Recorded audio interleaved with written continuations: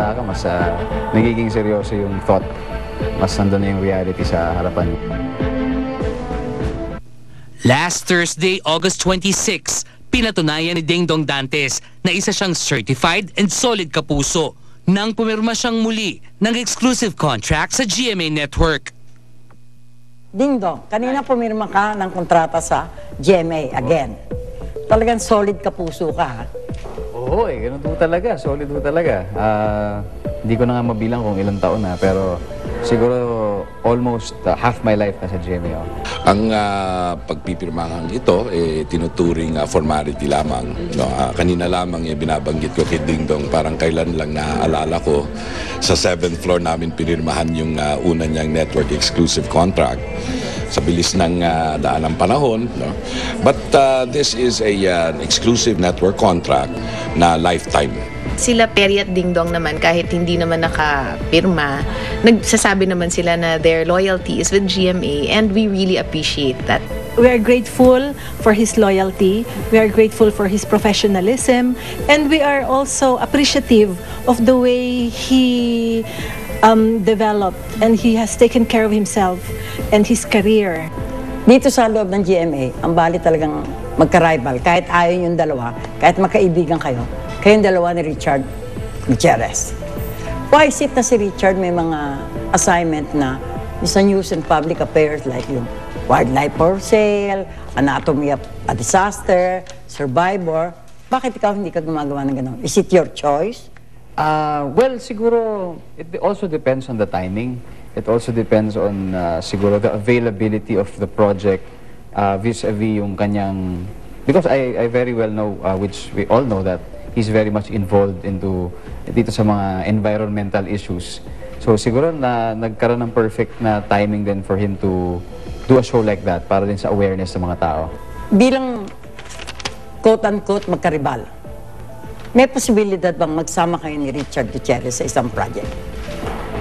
Yeah, I think that would be a very good idea. I mean, although yung word nga na magkaribal, siguro I think it's parang medyo on the negative connotation. But come to think of it, ang maganda sa amin, we respect each other's expertise. Kumbaga may kanya-kanya kaming edge. But siguro it all boils down to us being part of one network that, that we all love. Dingdong, parang nakatingin ka na rin ng taste ng politics nung sumama ka sa pagkakampanya ni President Noy. May bala ka bang pumasok sa politika later on? Hindi po talaga napag-iisipan talaga yan. Ako, I intend to further hone my craft as an actor. At dito ako, mas gagalingan ko na lang dito kung saan ako talaga nararapat. So, welcome sa'yo kung sakaling may ibigay sa'yong trabaho sa gobyerno? Well, welcome ako sa fact na we all have to be socially responsible. Now, may posisyon ka man o wala, elected ka man o hindi, I believe na lahat tayo may kanya-kanyang responsibility. So, even as an actor, even as a bystander, we all have to do our part. Yung mga nangyayari ngayon, medyo may mga negative na atake kay Pinoy. Ikaw ba, as one of his many supporter, anong feeling mo toward these things? Well, depende ho to sa sitwasyon. Gaya siguro kung ang pagbabasihan yung nangyari lang last week or early this week, I'm sure just as much as lahat tayong napanood yun, hindi natin gusto nangyari. Lalong-lalo na siya.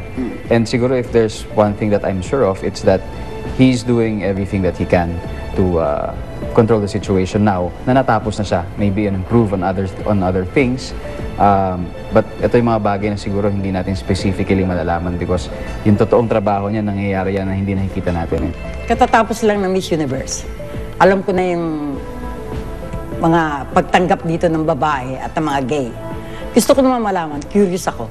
Paano tinatanggap yung mga resulta ng Miss Universe sa isang tunay na lalaki katulad mo, sa point of view ng lalaki? Ako sa tingin ko, mapalagay man yan sa isang beauty pageant, mapa-boxing, kahit siguro piko yan o siguro Holland. Basta pag nirepresent ang bansa natin, lalong-lalo na after coming from mga crisis na gaya na nangyari early this week, magiging proud ka kahit papano. And kaya ako, even just by watching those people watching from a small TV na sumisigaw dahil sa nung narinig ang Philippines, proud na proud din ako, sobra.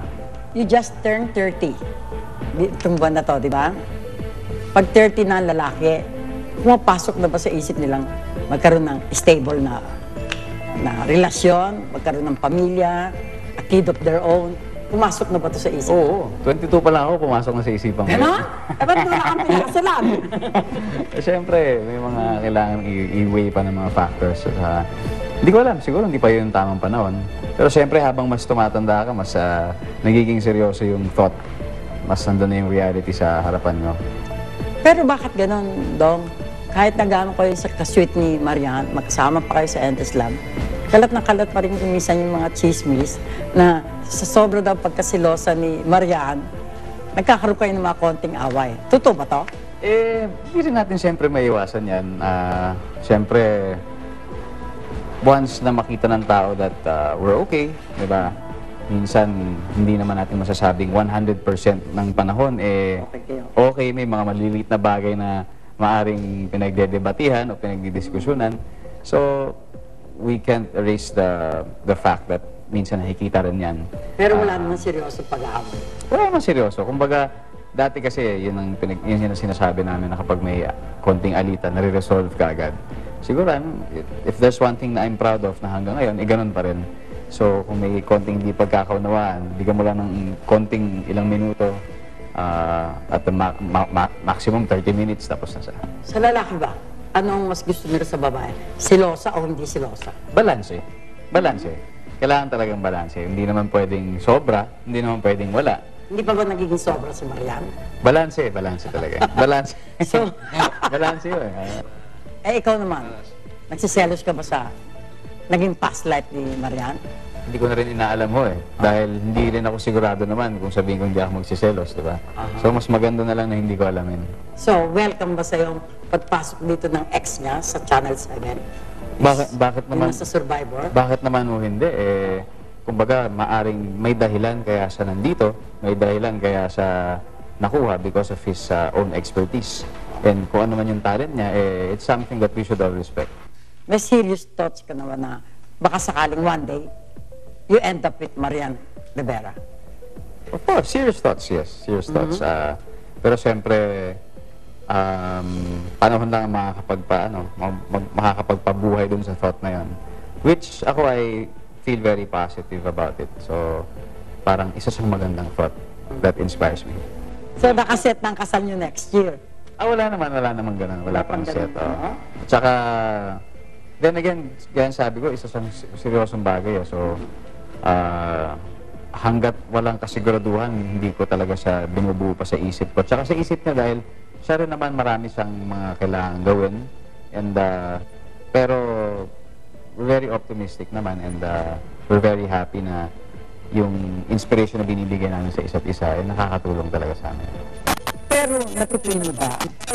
Meron daw yung nagkakaroon ka ng iba't ibang girlfriend. Pero meron talagang girlfriend ka na talagang yun ang parang nasa loob mo, ito na. Yun ba na-feel mo kay Marian? Hindi lang po yun ang na-feel ko, marami pang ibang bagay. Pero kung yun ang siguro yung impression of thinking na ito na yung talagang totoong babae at yung babae sa buhay ko, siguro mas gugustuhin kong isang special moment na siguro sabihin yun sa lahat na ito na talaga siya. And sa ngayon, nasa sa akin na muna yan.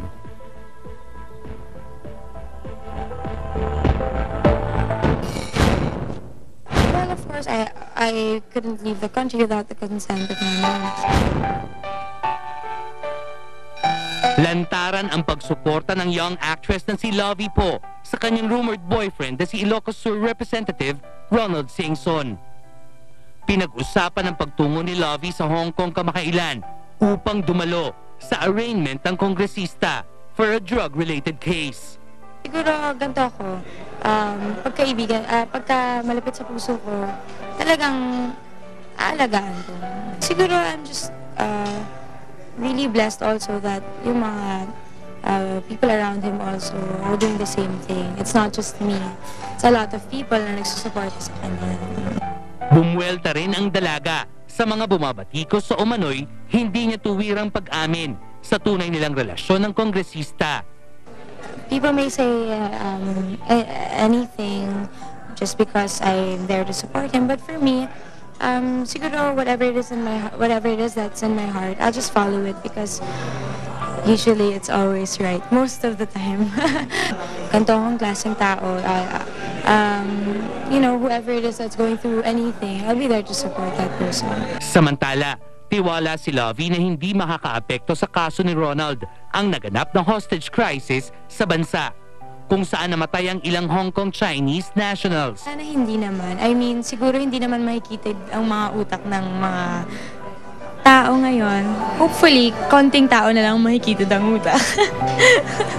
Nag-iiwasan daw kayo nung ex mo? Kasi ako, I try not to,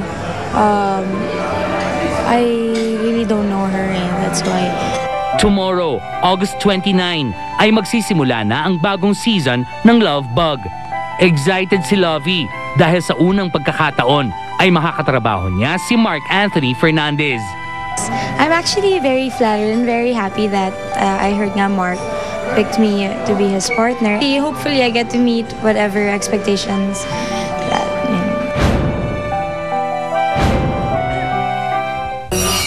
Gusto namin magpasalamat kay Leo Dominguez dahil at last nakita na ni Loy ang paborito niyang artistang si Lovie po. Si Lovie po. Hello po. Hi, Nay. Hi. Hello po. Magka-partner kayo ni Mark. Yes, magka-partner kami. Di ba si Mark Fernandez, nachichismis na bawat kapareha niya, nai-inlove siya. Paano yan kung ma-inlove sa'yo si Mark? Nako, imposible yan kasi I know he's married na. Imposible mangyari yun, oo. Talagang palagay mo kung sakali, hindi ma-inlove sa'yo si Mark? Oo naman, imposible kasi once you marry someone, yun na talaga yung mahal mo, yun na yung nasa puso mo. Ayun. Sino-sino nga kasama niya dito sa Love Bug? Si Miss Carmi Martin, kasama namin, Mr. Joey Marquez at marami pang iba. Of course, Mark Anthony Fernandez.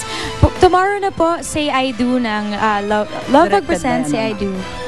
Directed by? Hello? Hindi, directed by, anak? Directed by Direct J po.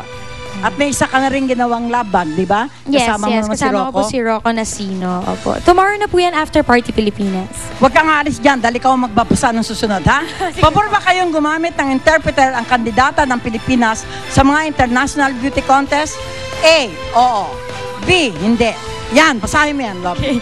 To vote, just type for ACT space A or B and send to 4627 for all networks. To register, type REACT space on and send to 4627 for all networks. Hoy, BJ, sabi ni Archie, iba daw kulay gawin mo sa akin damit kasi kakulay ko daw ang set. Thank you, BJ Proresca at Bambi Pentes, thank you. Thank you, love thank you po. Thank you po. It's a Star Talk. Thank you. Sa bench po. Thank you.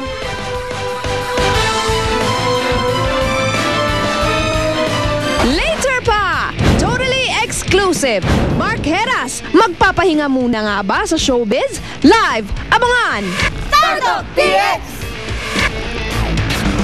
Mga sikretong naganap sa isla mabubunyag ang magsisiwalat mismong host ng Survivor Celebrity Showdown na si Richard Gutierrez. Live! Abangan dito sa Startup DX!